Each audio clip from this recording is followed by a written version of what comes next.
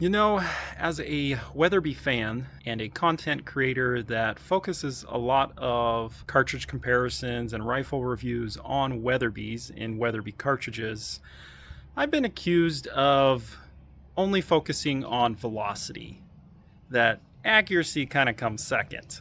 Well, is it too much to ask for both?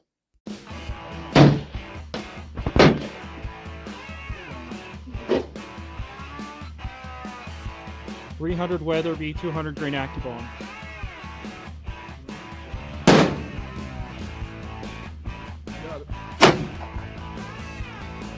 $35.86. Ever since I bought my 300 Weatherby, my family would always give me a hard time that I went for the Speed Demon instead of the Precision cartridge. Or when I started my YouTube channel, I would get friendly banter or mean banter that, all you care about is speed, accuracy. Well, you bought a Weatherby, so you're not going to get accuracy. I'll be the first to admit that I chose a 300 Weatherby because, well, it's 100, maybe 200 feet per second faster than a 300 Winchester Magnum. I was originally going to go with the 300 Win Mag, but I saw a great deal on a rifle in 300 Weatherby, and, well, the rest is history. So there is some truth that, well, I wanted the Speed Demon over a more moderate choice in the 300 Winchester Magnum. Both my dad and my brother have a 300 Win Mag. They shoot the 210 grain VLD out of it, and both of them get at least half MOA with it. So yeah, they gave me a hard time for getting the faster cartridge, but little did they know I would beat them in not only smoke them in velocity, but also smoke them in accuracy. Now please don't get the wrong idea. I don't have a poor relationship with either my dad or my brother. This is all just fun banter. I have a lot of respect for the 300 Winchester Magnum, but let's just say I have zero regrets in getting a 300 Weatherby Magnum. And really, the point of this video is there is, to this day, a stereotype with Weatherby cartridges that, yeah, they're smoking fast, but you're just not going to get as good as accuracy as the other cartridges. Well, I think they're wrong. My journey with my 300 Weatherby and my Weatherby Vanguard rifle, getting under half MOA, took longer than I would have hoped.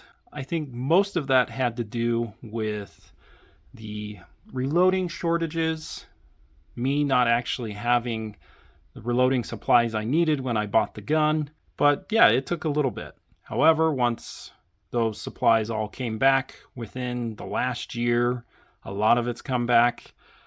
Man, my rifle has absolutely been a tack driver.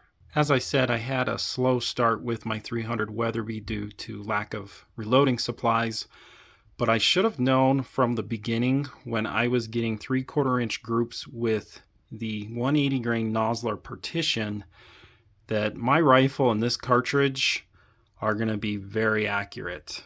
Nosler partitions are amazing hunting bullets, but they are not known for their accuracy. So getting a 3/4 inch group with a partition is quite the feat. It was really when I was able to get access to Reloader 22 that my rifle started to shoot extremely well. The very first time I shot the 175 LRX with Reloader 22 with 82 grains, I got half MOA at a blistering velocity of 3360 feet per second. Then I decided to, why not? Let's try the 200 grain AccuBond with Reloader 22. And that, my friends, is a 1/4 MOA group right there. It's a 3-shot group. Don't mess around with match bullets, but the few that I have tried, well, it likes them. And of most recently, I decided to verify that Reloader 22 load, and lo and behold, I got an even better group. First shot on the left, second right there, and the third shot went into the second hole. Pretty darn good. I've also had really good success with the 180 grain semi-Spitzer North Fork bullet. Half MOA, first load I actually tried in this. The North Fork bullet is pretty awesome. It is a bonded bullet up front and a monolithic bullet in the back. It is one tough, good hunting bullet. Now, I can't forget about one of my favorites, the 257 Weatherby. My rifle is also a Vanguard synthetic with a 26-inch barrel, and the 257 is a very inherently accurate cartridge. It has been easier to load for than my 300 Weatherby. I think naturally it has less recoil, but is sending little bullets at blazing fast velocities. One of the first bullets I loaded it with was this Hammer 92 grain bullet, the Hammer Hunter, 0.354 inch group. I also upped the charge with Reloader 22 and we're getting close to 3,900 feet per second with just about the same accuracy. Now, I am a big fan of AccuBond bullets. I think they're a great tough bullet. I've shot this specific load at least 3 times, and the biggest group has been this size. I consistently get half MOA or 0.4 inch groups with this one, and it's going over 3,500 feet per second. That's the load you saw in the beginning. That was going almost 36 actually. This cartridge is a hammer. In my last video, I got a fun little comment that I completely agree with all the points, but look at point number 4. Yeah, we're going to see how my 300 Weatherby compares to other cartridges, but let's first look at the ballistics. Let's look at the insane ballistics, even with this lower BC 175 grain, which is 0.508. It's not bad for a monolithic bullet, but it's a bit lower than any cup and core bullet. Now, I'm going to do this data at sea level, just like every other ballistic chart I do. We've got a muzzle velocity of 3360, almost 4,400 foot-pounds of energy.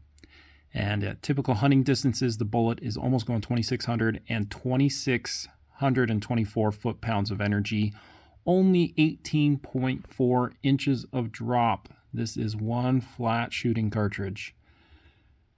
Oh, let's go out to 800. I think this is about the limit for the bullet to expand. Now, I would never shoot game at that distance. And it looks like the energy is right around 1,500. So at sea level, this is about its limits with this specific bullet, and only 120.2 inches of drop. I admit that comment was a lot of fun to read, and so I'm going to see how it holds up. We're going to use hand-loaded data. We'll start with the 7 PRC. We have to use hand-loaded data or it'd be a huge disadvantage. This is my data with a 24-inch barrel. I'm getting 2940 feet per second. Now that is an overpressure load as well with Reloader 22.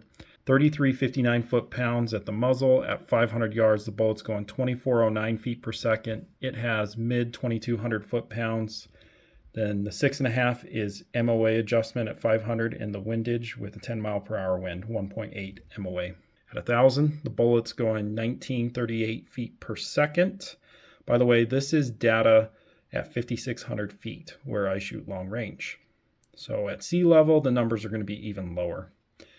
The energy, it's right on the verge of not being enough for elk-sized game. Again, I don't think people should be doing long-distance hunting. 20.9 MOA to 1,000 and 4 MOA adjustment in the windage. Moving on to the 300 Winchester Magnum, I'm going to use my dad's hand-loaded data with the 210 grain VLD at 2850 feet per second, a muzzle energy of 3,788 foot-pounds. That's 400 more foot-pounds than the 7 PRC. At 500 though, the bullet's going a bit slower, so it's already going almost 200 feet per second slower, about 150 feet per second more foot-pounds at 500.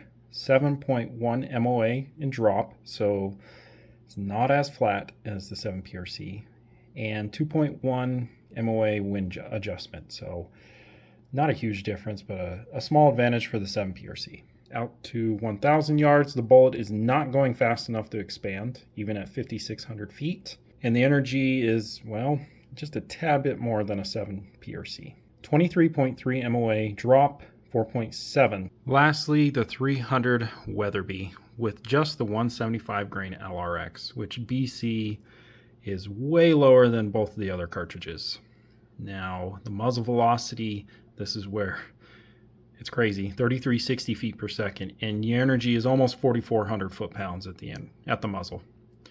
At 500 yards, the bullet is going 180 feet per second faster than the 7 PRC, and you get 2,600 foot-pounds of energy. That's almost 400 more foot-pounds than the 7 PRC at 500. 5.2 MOA of drop, so quite the advantage. 2.1, so identical to the 300 Win Mag at 1,000. The bullet is, well, it's right on the edge of being able to expand, especially for a monolithic bullet. And then the energy, well, it's right there with the PRC. So this lower BC has its disadvantages. Check out the drop, 17.8 MOA. That is a 3 MOA advantage over the 7 PRC and 6 MOA advantage over the 300 Win Mag. But it does have the worst wind drift, but not by a lot. I agree with this commenter. It's really tough to beat the 300 Weatherby with this 175 grain.